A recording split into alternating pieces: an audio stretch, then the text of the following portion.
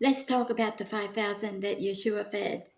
And let's talk about the numbers nobody speaks about that's not in the Word of God, but we know it's there.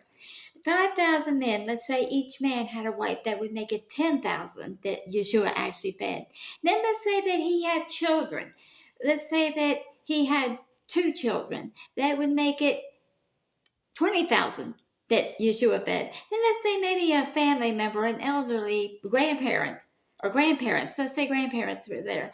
That would make it 30,000. Let's say they had a servant or a family member that ran along, maybe a cousin or a nephew or a niece or maybe a servant.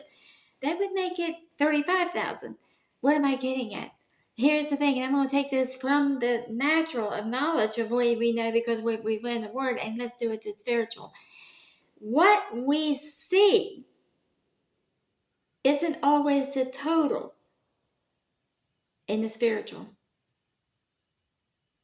See, what we know is there was 5,000 fed.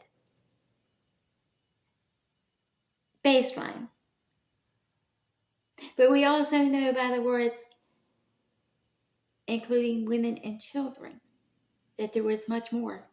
When we do something in the natural and we do it from the heart, we see in the natural, but there's so much more effect that does in the spiritual. Yeshua fed more than 5,000.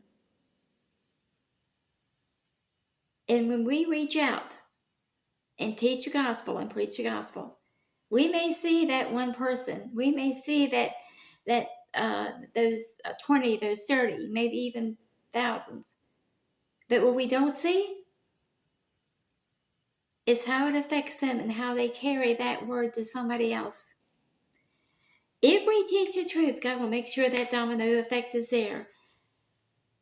You teach this person, it touches their heart. They go and they share that truth with another person. That person you don't know, but that person is sharing it with that one. That person is sharing it with 10 others. The 10 others is parents sharing it with 20 others. This is why it's so important and so valuable for us to teach complete and total truth from the Word of God, and for us to know that word for ourselves.